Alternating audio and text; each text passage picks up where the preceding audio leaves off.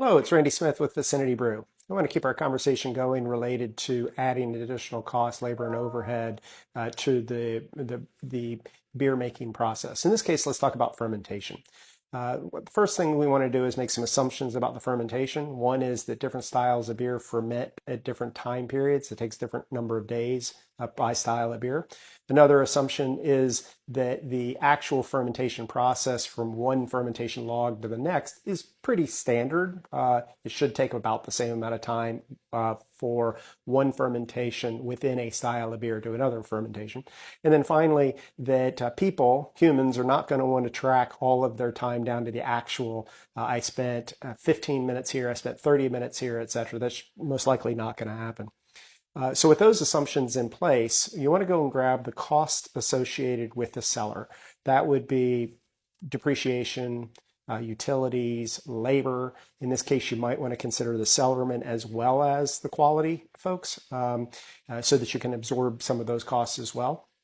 And you may also have other, cleaning supplies and things like that that you might want to throw into the process. That'll give you a total cost for a period, let's say a month. And then now what you want to think in terms of how many fermentation days are included in that time period. Don't forget that fermentation's happening on the weekends and holidays, etc. So, 30 for a month or 365 for a year would be appropriate number of days.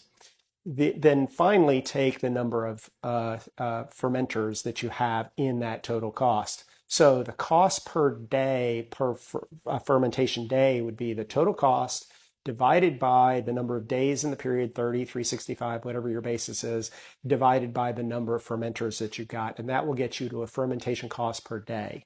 Now in VicinityBrew, you can take that cost and apply it at the formula level. So one style of beer might get 21 days, another style might get 14 days, another style might get 7 days, and that's fine. You would apply that, and our system would automatically calculate the number of fermentation days and apply that cost. If you're doing it manually, it's easy enough for this style, add that cost per fermentation day. And that'll get you a very reasonable cost that varies by style of beer. So your lagers would have one cost and your ales would have a different cost. So that's how we would do it, and that's how we recommend it. If you like this video, hit the like button and follow for more. Thanks.